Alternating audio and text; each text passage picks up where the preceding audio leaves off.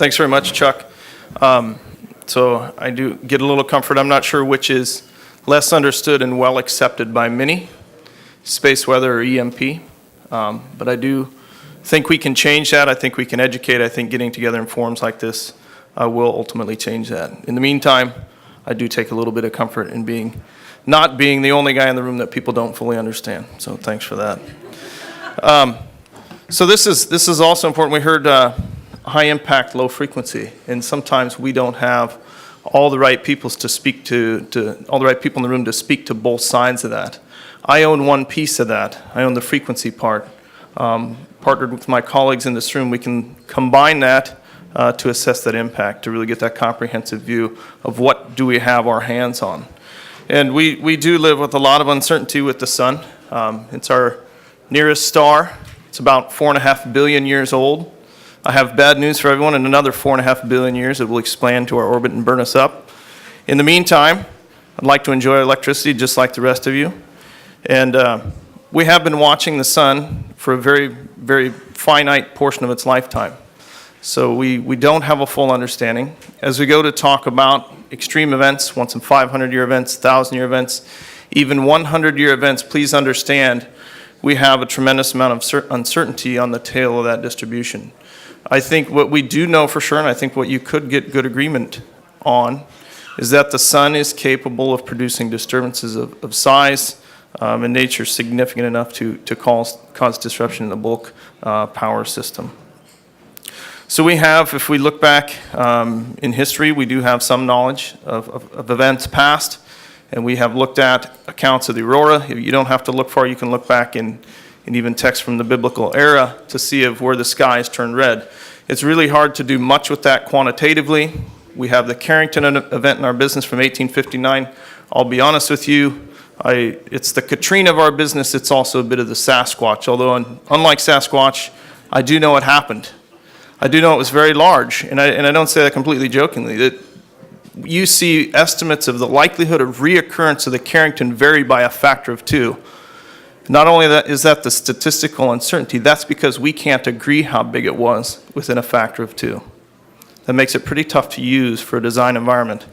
And so the title of this panel and the title of this discussion is how did the July 2012 event become news, become a thing of attention now? And I can tell you in the days following that event, and actually leading up to that event, it had my attention then. And I'll flip through just a few slides. I know I went through this in detail yesterday in the tabletop, and I think I can get away with you guys just believing me by wearing a tie and boulder. I know that doesn't work in this town, so bear with me as I flip through just a few examples. But it does. It all happens with sun, and we can observe sunspots.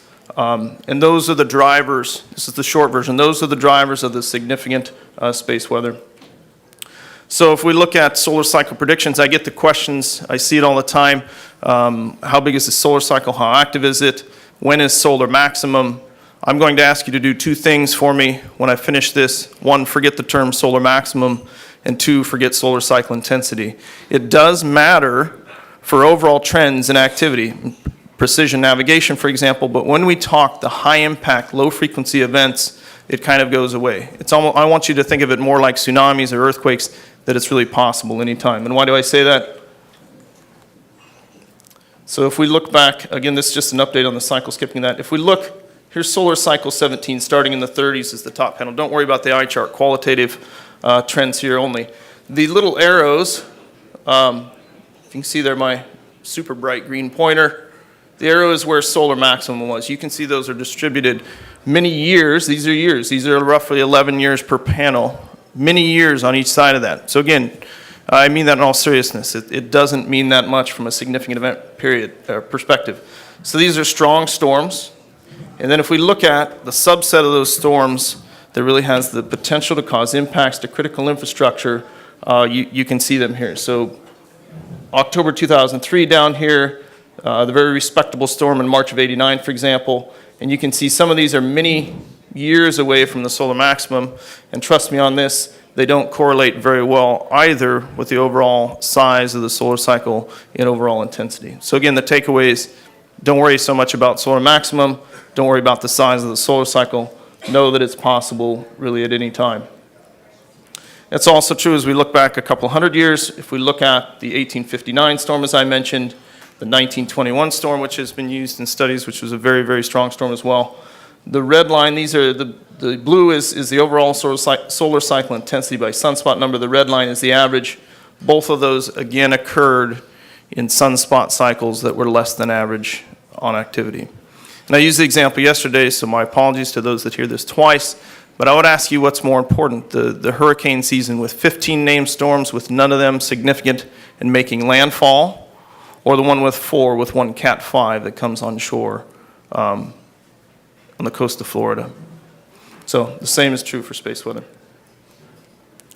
So, and I spoke and I started to speak about the July 2012 event, and this is pretty representative of our business as well. And again, not repeating all of those details, but we had in July of 2012, we had a very large and complex region that we thought had the potential to produce significant activity. For the better part of 2 weeks, every time I looked at my phone, I wondered if right now is it going to be the time that I have to make the call to my friends in the grid, to my friends in the other industries, that we may have the big one on our hands. I did not make that call.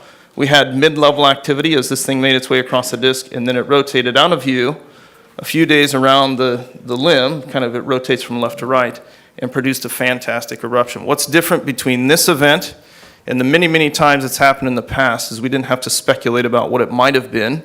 It fortunately passed over a spacecraft that happened to be sitting about where Earth would be in orbit, but ahead of us in orbit by, about 120 degrees, so this NASA Stereohead spacecraft. So it passed over that.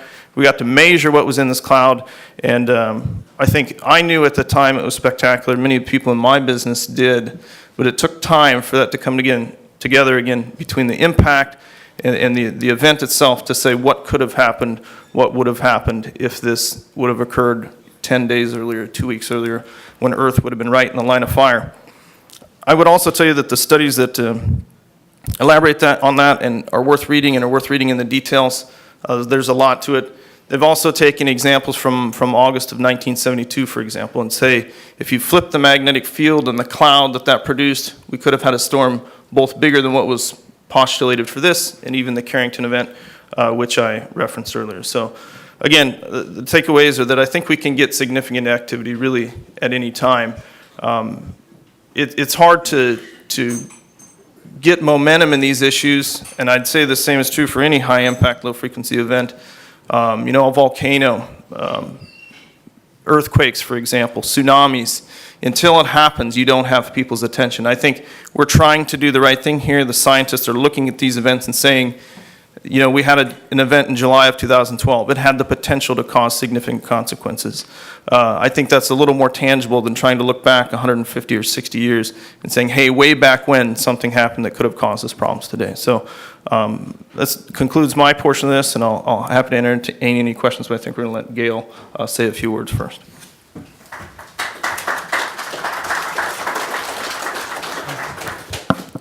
Good morning. Emprimus is a research and development company, and it's up to us to look at the highest credible threat and parameters to design equipment to mitigate. In all of this discussion over the last 4 or 5 years that I've spent with the utilities in the NERC GMD task force and so forth, it almost seems like a new reality is emerging, which is a cult versus clique. And I'll use that just as an expression to say that the utilities are the clique, and are people hyping things and, the sky is falling, and so everyone gets lumped into a cult, if you will. I'm not going to say that there wouldn't be disastrous results if a solar superstorm occurred. But I'm here today to show a new perspective on this issue. His colleague, Bill Murtaugh at NOAA, and Lockheed Martin, and Zurich Insurance Company completed and published this summer a new study.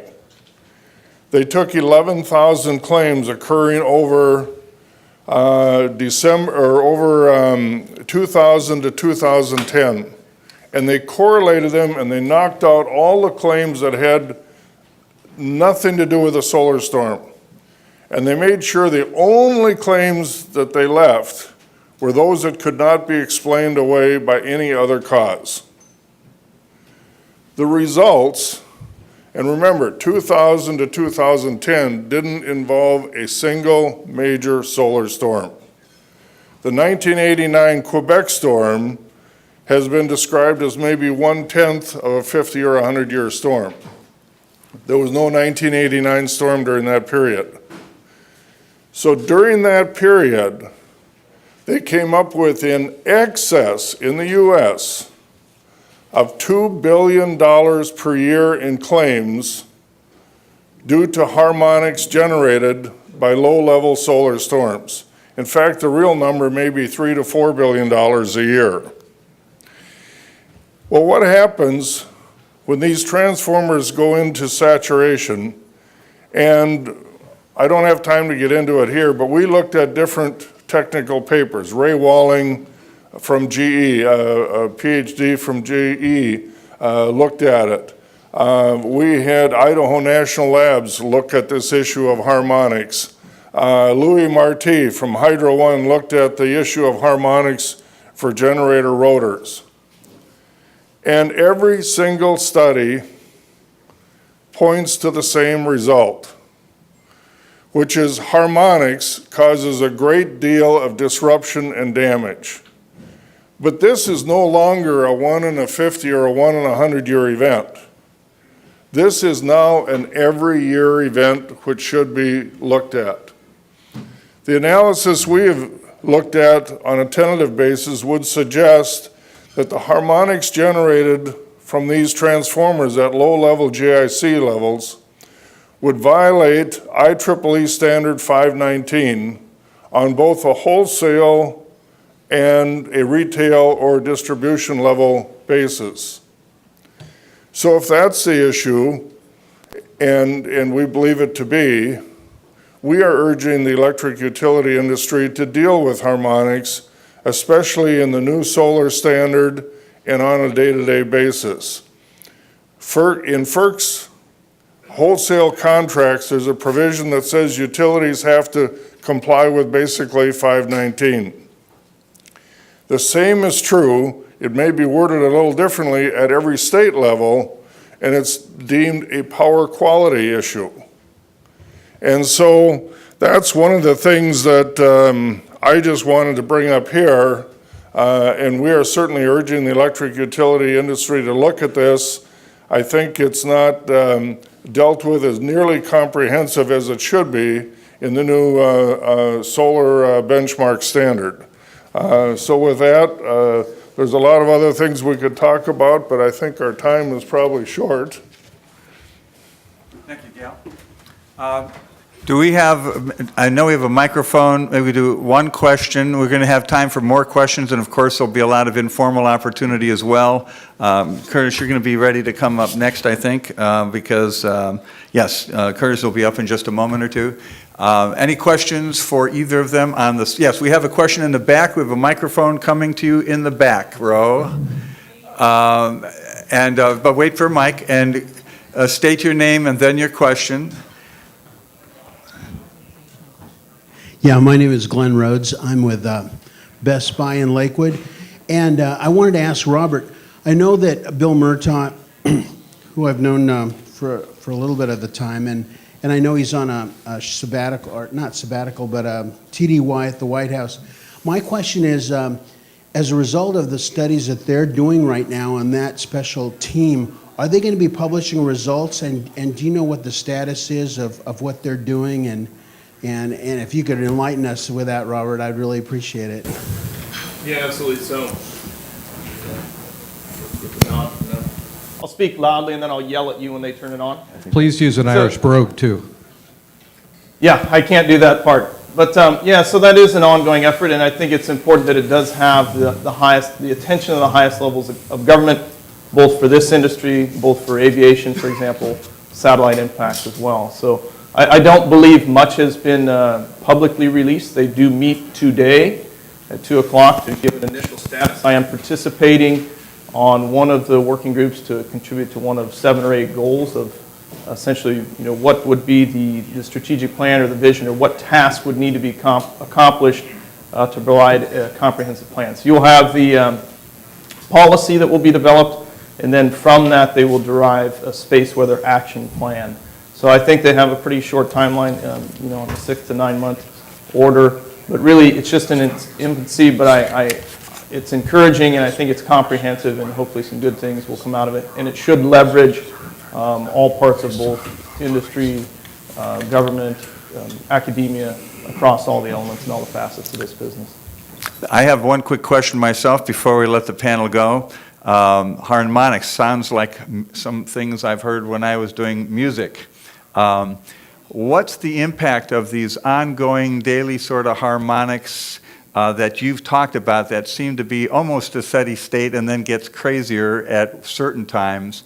How can operational procedures address those, and do they at all, or is there something else you have to do? That's a really good question, and there's a couple of answers to that. The simulations that we have done with Power World, first of all, would suggest the current operating procedures from most transmission companies would suggest a reduction of 10% of power transfers when you get at a certain level. The analysis we've done with Power World would suggest, as far as voltage collapse, that does very little to stabilize the system. But what's more important, and I think this is a very good question because of that, it doesn't reduce the harmonics on the system. The harmonics are still generated at very low levels, so if you had a significant solar storm, all the operational procedures in the world would not appear to make any difference in the harmonics that are generated as far as the damage that they cause to customers, et cetera. So that would point to you need equipment to reduce the harmonics or to mitigate the harmonics. Thank you. Thank you. And Robert?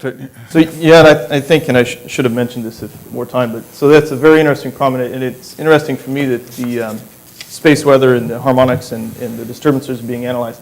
I'm also aware of emerging work that is even looking at correlations between activity and spot pricing, for example. So as we go to look at every facet of this and the economic impacts of this, there's a lot of work being done. I can't speak to all of it or substantiate any of it, but I think it does need to be run underground to find out what are the cost impacts versus what we can Yes, do. it seems like there's an interesting combination of not only how do you manage your network more efficiently and save money day to day by taking these kinds of proactive management capabilities, which actually gives you better control of power networks.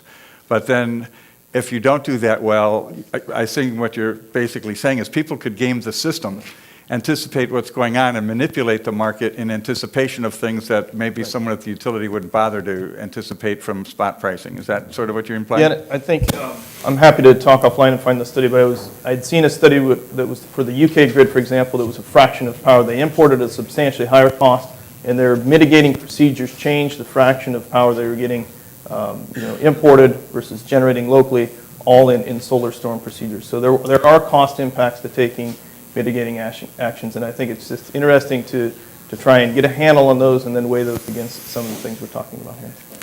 Thank you very much. Hold on, one quick question, and we're going to go. Do you have a microphone in the back? And then, because we are going to save about 5 minutes because we're going to skip one of the cameo presentations, so we'll be back on track, no panic at all.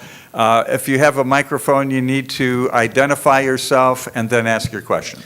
My name is Frank Gaffney. I'm with the Center for Security Policy. We sponsor the Secure the Grid Coalition, are very keen on the discussions here today.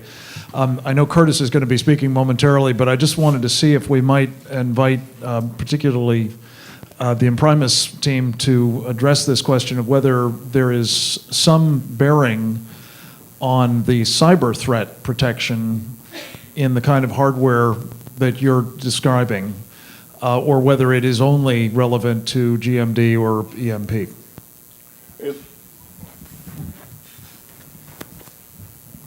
With our blocking device, we only try to solve the GMD and EMP3 portions.